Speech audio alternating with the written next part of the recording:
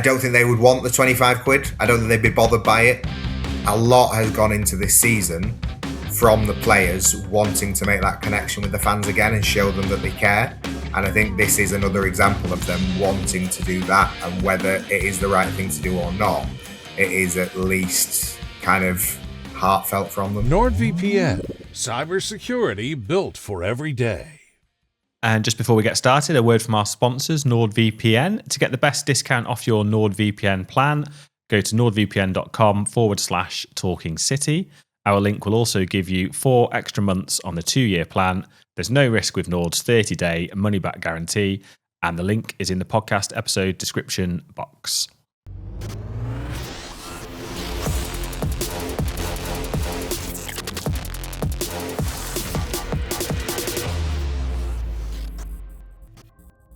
Hello and welcome to the Talking City podcast. I'm Jack Flintham and I'm joined today by Simon Bajkowski. Si, I'm hoping you've defrosted from your trip to the Arctic Circle. Yes, just about. It was. It wasn't too bad. It wasn't as bad as I feared. I know we had quite a few angry people in the comments the other week suggesting we were spreading fake news for saying it was going to be in the -20s, which it was at the time, but it warmed up nicely to be about -2. So yes, it was almost okay. Tropical. That yeah. Do you know what? It was fine until the wind came up, and then you were like, "Oh, this is really, really cold." But also, it was weird because there was so much snow around and quite a bit of ice as well. So it was quite difficult getting to kind of like walking around the ground when you're trying to rush to your seat and things like that. But at the same time, you could just tell it's a country and a place that knows how to deal with those weathers. You know, like if there was a 10th of the snow that there was in Bodo, then we would have ground to a halt basically over here. How was that trip from? I presume you went from Oslo to Bodo, didn't you? How was that sort of trip? Because I fear that the plane might not be quite what you'd get on a trip to Tenerife or something like that. No, it was, to be fair. It was pretty, we went, SAS is the airline, and I mean, it was the same flight time pretty much from Oslo as it was from Manchester to Oslo. So it's far away, but also there was snow in Oslo even, so it felt kind of as soon as you landed in Norway, like, yes, this is cold. Yeah, and it was that, I suppose, frosty reception that City kind of got when they went to Bodo. I mean, obviously we can't underestimate how the sort of team Bodo are. They did make the semi-finals of the Europa League. This isn't a Macclesfield Crystal Palace situation, but at the same time, it wasn't expected such a defeat, was it, in Norway? No, and it wasn't a Macclesfield Crystal Palace in the sense that, you know, they were league champions 4 times in a row and have a really hard to beat at their home ground with their artificial pitch and everything like that. But at the same time, like the financial disparity between the two clubs, but also the history of the two clubs. You know, City have kind of made a lot. And even when Guardiola first came into City and he was kind of like, you know, I want to get Manchester City into a place where they are always challenging for the Champions League, but it takes time and it takes years and you've got to kind of earn your place. Like, Bodo had never won a Champions League game before this week. Like, imagine your first win in the Champions League being like the team that won it 2 years ago. It shouldn't have happened. And the team that City put out should have been strong enough to win and overcome the challenges that they faced. But instead, it was just kind of a continuation of the derby. And it was really interesting, you know, hearing the home manager speak before the game and also, you know, his players saying like, well, we're still a bit scared of facing City, but we're less scared of facing them after the Manchester derby because we've seen how they can be got at. And they got at them in exactly the way that United got at them. So it really was a case of sort of, not only was the derby defeat hugely damaging for City in the Premier League and momentum and whatever, but it also carried into Tuesday night where somebody else was like, if we do exactly what they did, we might have the same success, and they did. And I suppose you mentioned there about going after City in the same way United did. You see those opening 2 goals. That was kind of the real sucker punch in the game, wasn't it? And you have to feel a bit for Maxine. He's been thrust into the limelight a bit, and then he ends up having a bit of a horror show midway through the half. Yeah, it was a really interesting pre-match press conference from Guardiola. He spoke a lot and spoke about a lot of different topics, and one of his longest answers was on Carlos Alcaraz. Funnily enough, the tennis player who he loves tennis, he loves Spanish players, and he was saying he'd been reading this interview from Alcaraz where he said he'd had 9 weeks off before the Australian Open and how beneficial that had been, and he was kind of saying, these guys never have 9 weeks off. They have 2 or 3 in summer at best, and then they're asked to go again. He was like, Maxine has just been thrust back into the team from Watford and told, play. And he got took off at half-time in the derby. He wasn't having a good game after, 3 very good games before that. He kept a clean sheet at Newcastle in the week, but wasn't great in the derby, and then wasn't great again. And, Guardiola was like, Carlos Alcaraz is like the best in the world and has had 9 weeks to like tweak a little bit of his serve to make himself better. And we just don't have any time for any of these guys. We just kind of turn them out and say, just try and do what you're there for. And yeah, Elaine really struggled. Again, it was like one mistake and then another mistake, both in the same bit of play for the first goal. And then he was at fault again. But he was, he wasn't the worst player on the pitch from a City team, and he was also like easily the most inexperienced. So I think he can be cut more slack than the most in that team. Yeah, and it's that sort of worry, isn't it, for City, because the Guardiola talks about how there's no time for rest, and that's not going to change between now and probably about mid-February, is it? It's really go up to that FA Cup game against Salford. Yeah, and the worry now is that they're outside the top 8 as well, and up to that I think directly after that FA Cup game against Salford is the first leg of the Champions League playoff, which they will probably be away from home for if they don't make the top 8. So yeah, and also I think the big thing again that Pep mentioned pre-match was his defence of Nunes, O'Reilly, Diaz and Gvardiol, that he just played. Probably overplayed the centre-backs with others injured, and then they're not coming back quickly, really. Gvardiol will do well to play again this season, and Diaz is probably out for another few weeks. He is I think he recovers quicker than most, but at the same time he had a similar problem last season and kind of learned that he tried to come back and he failed, so they'll be cautious with him. So obviously they won't have to rely on Elaine and Kusanov every game, but they will still have to rely on them. And it is difficult to see how kind of that changes.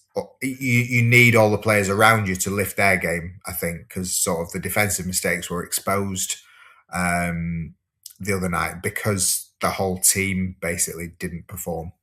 And you mentioned there about Champions League consequences. I was having a look just before we went live about how the Champions League was looking, and it was tricky last season. We didn't really have a precedent, did we, for how many points was needed? But 8th last season was 16 points with a +7 goal difference. Obviously, if City beat Galatasaray next weekend, they will reach 16 points, but it needs to be a good victory to get that +7. Where do you feel, if you're a City in the City camp, are you feeling confident that they'll make that top 8? No, I don't think you can be. And I think they maybe signposted 16 points as enough for the top 8 based on last year, and it doesn't look like. Well, I don't think it will be. I think there will be teams on 16 points that miss out. The big one in that, City basically need to. I think they're 11th, and they need to better the results of 3 teams above them. The big one, as far as City are concerned and their hopes are concerned, is PSG and Newcastle play each other. If that match ends in a draw, then that is 2 teams instantly that City can kind of leapfrog with a win against Galatasaray, which is, by no means a given, but that is what they have to do if they want to qualify. Spurs are at Frankfurt, potentially. Room there for a slip up. Chelsea are at Napoli. The one that City also have to watch out for is Atletico are, I think, on the same points and a goal behind them.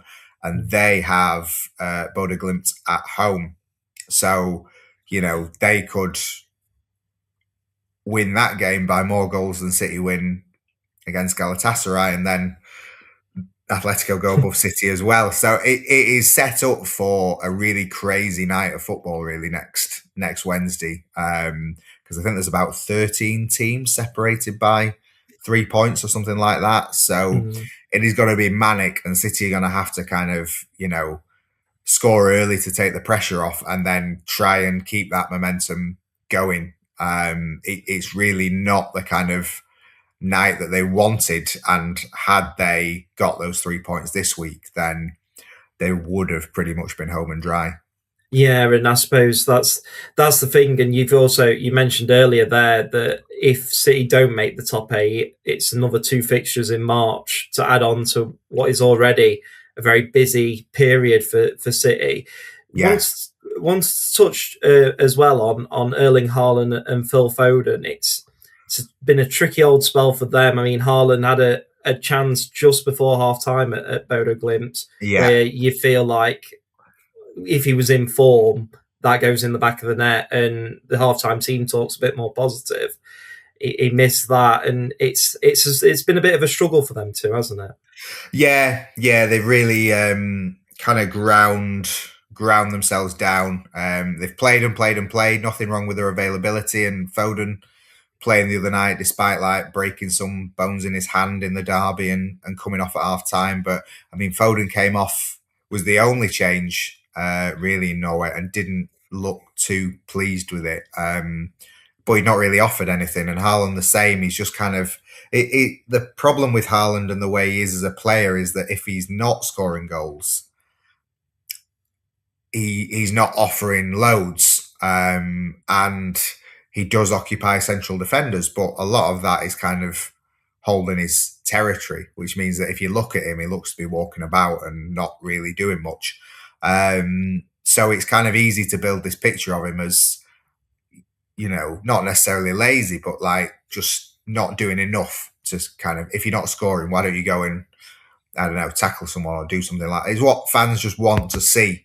And you can see the reasons why he's not doing that, but at the same time, his contribution is way down. But his biggest contribution is goals, and that there is the glaring thing, because if he took that chance before half time, we wouldn't be talking about it. We might even not be talking about a City defeat if it's 2-1 at half time and City have just scored. So yeah, he has a lot to prove, and so does Foden. I put something out after the game saying, those two are among the players not guaranteed a start against Wolves on Saturday, and I know there's obviously a lot of interest in them for sort of FPL purposes. Like they're both in my team at the minute, and I think they will stay in for this week at least. But and I think they will start on Saturday probably, but I don't think either could have any complaints if they didn't. If Guardiola wanted to start Marmoush either instead of Haaland or behind Haaland and take Foden out, or Cherky, Reinders, anything like that, like I don't think they could have complaints, because they've just not been on it for at least the whole of January. And another player who had a off day was Rodri. Obviously, I think he got dispossessed. Was it just before the first or the second goal? And then obviously he was ghosted past for the third, like he wasn't there, and then gets himself sent off with 2 quick yellows. It's pretty much a nightmare day for him. It's been a bit of a struggle for Rodri because obviously he's had the ACL last season. He's come back and had problems with his hamstring, and then like Elaine, to some extent, he's been thrust into this sort of continuous games Saturday, Tuesday, Sunday, Wednesday, and it's been a struggle, hasn't it, for him? Yeah, and it's. I think this is kind of the crux of City's season. They've just not been able to have that consistency in the midfield because basically they've got 3 options for that role and 2 out of 3 options have been injured at any one time. You know, Rodri comes back great, but then Nico Gonzalez goes out and it's just really difficult to rely on Rodri when he's coming back from such a serious injury. And, you know, if all was well, you just wouldn't play him on an artificial pitch. I have some sympathy for him in the sense that like the whole team wasn't performing. So he was looking for balls to play through and there was like no movement up front and there was very little he could do. And obviously things are going wrong behind him. But at the same time, I don't think you can have much sympathy for a player as experienced as Rodri getting 2 yellow cards inside a minute. Like when I talk about slack for Elaine, like he is inexperienced. Rodri is not, and knows game management better than anyone else. He knows in that role what is a yellow card and what isn't a yellow card and what he can get away with and what, when he's on a yellow card, what tackles he can make and the tackles that he can't. And I think for the second yellow, I think Foden gives the ball away, basically, and makes it very, very difficult for him. But in that moment, you've just got a goal back into the game. Just maybe let that runner go. And if it goes to 4-1, it goes to 4-1, but at least you stay on the pitch. And so Rodri will now be unavailable for the home game against Galatasaray next week. Kovacic is obviously out. We don't know about Nico Gonzalez. So it could be that all 3 of City's midfield options are unavailable for that game. And that is just, I think, needless and kind of sums up the problems that Rodri and City have got at the minute. Yeah, and if that is the case and Gonzalez isn't back in time, who do you think goes into that defensive midfield? Is it O'Reilly obviously came through as a defensive midfielder but got moved to fullback? Is it his moving? He did very well there at Newcastle the other week alongside Bernardo Silva. So I think that would probably be the play. But that does also mean that you need someone at left back. You play Ryan Aït-Nouri there, who is back from AFCON, was pretty poor defensively from right back on Tuesday. You know, there was a lot of space for the first 2 goals, especially. Do you play him in left back because that's his more natural position? Do you play Nathan Ake and then it means playing Max Elaine and Kusnov again? Kusnov I thought was okay, by the way. It's just the partnership of Elaine and Kusnov. And yeah, it's at that point where we were really last season, and we've spent the whole of this season essentially saying City have got problems, but it's not like last season. And then in this last week, it kind of feels like last season all over again. And it's like there will be a problem next Wednesday in that situation, whatever happens, because you will be kind of moving the parts around and not everything fits. So I think O'Reilly probably starts there, but that is not without its issues. And we've seen clubs in the past obviously suffer pretty heavy defeats and not do this, but the City leadership team came together and has funded the tickets for the City fans. What do you sort of make of that? It's kind of a admission of, you know, things weren't good enough at Bodo Glimt. But I've seen some at the same time think, well, you know, might have been better just to put in a performance and then keep your money sort of thing. It's one of those. It's a weird one, isn't it? It is a weird one. I think there are a lot of problems with it, in the sense that it maybe sets a precedent, and like, why'd you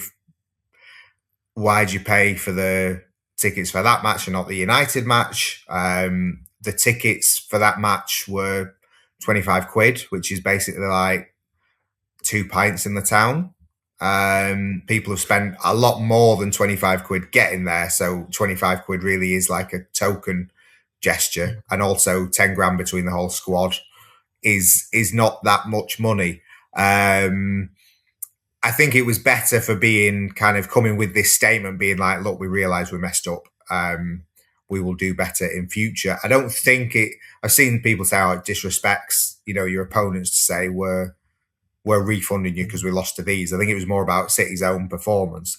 And also, having said it's problematic, I think the problems with it would tell you that it is quite genuine, and it's not just kind of a PR move from the club or anyone else to say, oh, well, we think you should do this, because they've never really done it before.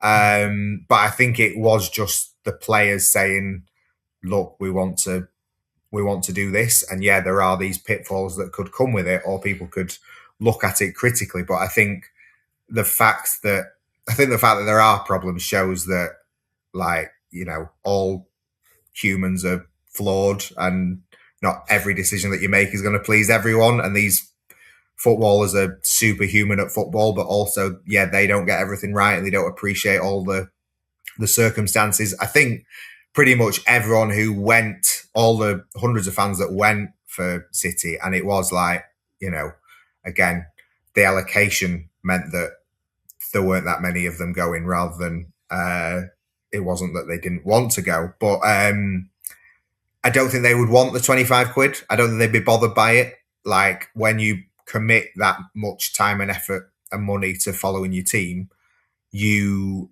accept that they might lose, you accept that the performance might be rubbish. But at the same time, a lot has gone into this season from the players wanting to make that connection with the fans again and show them that they care. And I think this is another example of them wanting to do that, and whether it is the right thing to do or not, it is at least kind of heartfelt from them. Yeah, it is. It's just it seems like, I suppose from my perspective, is that when you do, like you mentioned there, you commit to going to see your team, you kind of expect that the performance may not be what's going to be positive. I mean, I suppose from a City perspective, more times than not in recent years, it's been a good performance, the results followed, and it's been positive. So yeah, it'll be interesting, I suppose, to see how City react and how they play Saturday against Wolves. And I suppose that moves us on quite nicely to how the team will look for that, because obviously there was a lot of players who couldn't make the trip, Antoine Semenyo and Marc Guehi, just two of them. You expect they'll be straight into the team, and Guehi making his debut. Yeah. I mean, that is the silver bullet for Elaine. Like, the kid really needs a rest, and they've signed a Premier League captain with European and international experience who can come straight into that side. So it would be a real shock if he didn't just start on Saturday. And then again, Semenyo can come in. Pep was talking after the defeat about how they don't have wingers, or before the game about how they don't have wingers to impact the game. Doku was not fully fit for the game, so that's why he didn't come off the bench. But it's like Semenyo can be that, or he can be the forward if you want to give Haaland some help or change that attacking lineup again. And he's had a pretty decent start to his City career with the goals against Exeter and Newcastle. So, and he's had a week to bed in, so he will be fresh.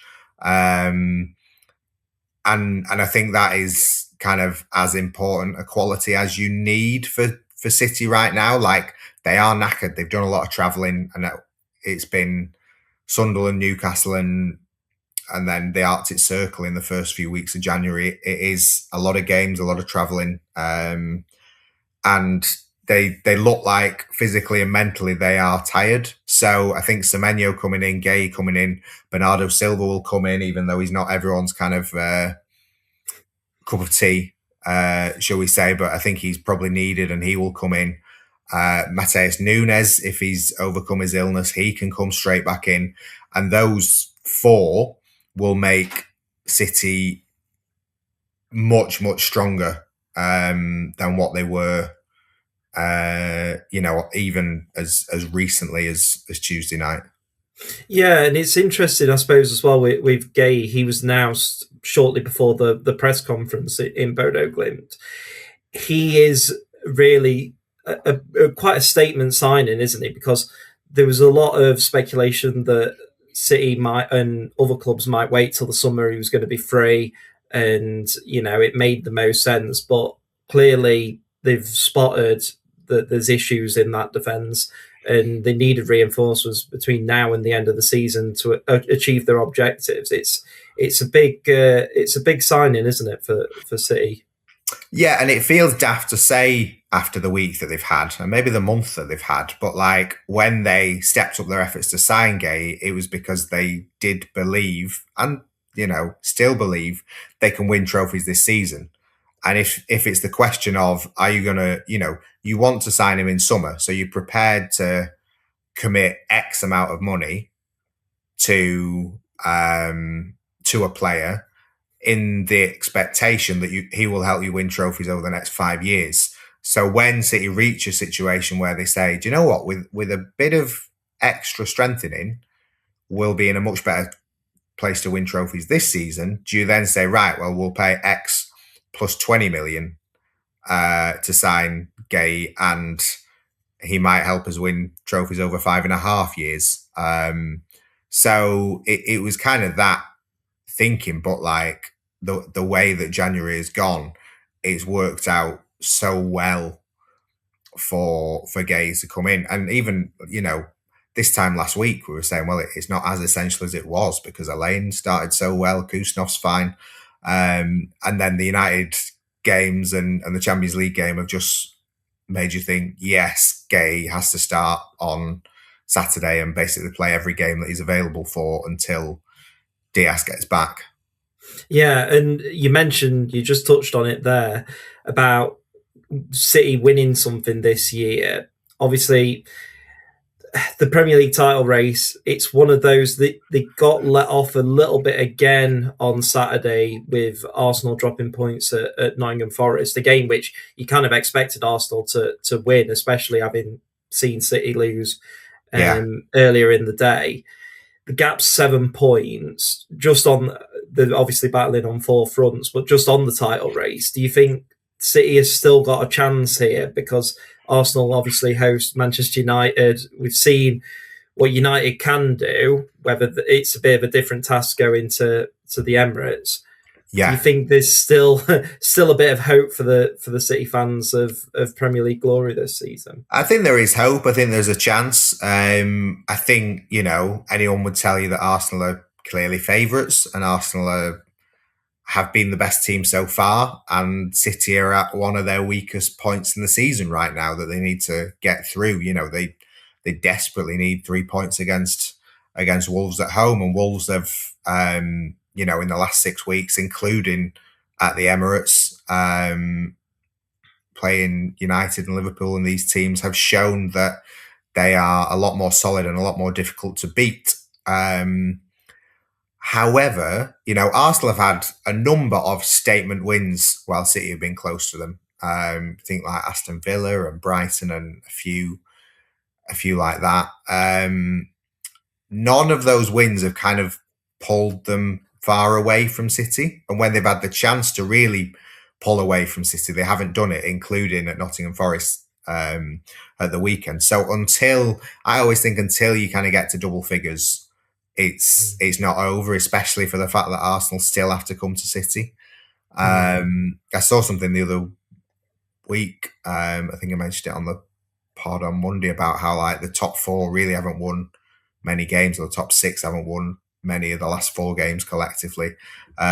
So nobody's in great form at the minute. Arsenal are probably not in the best form of the 20 teams in the table. And like say United, maybe they can be as good against Arsenal as they were against City. Who knows? But City just have to kind of ignore all that and get back to building up their performances again and then kind of, I don't know, lift the head up again at the end of Feb and see, right, are we still in it now? Because if they try and look at points gaps or anything like that, is only going to sort of handicap them even further. Definitely. And there is also the chance of playing Arsenal for a second time in that Carabao Cup final if City can do the business against Newcastle in the second leg, which they've put themselves in a good position for. But thank you very much for joining me, Si. Obviously, that's all we have time for on the Talking City podcast. But before we go, obviously, in the description, you can ask Si your questions on all things City, and he'll endeavour to answer them all, I'm sure, in his Q&A articles. So, yeah, make sure to ask your questions there. But until next time, thanks a lot and goodbye. Bring your digital life to a whole new level with NordVPN. Choose the fastest VPN on the planet and explore the internet without interruption.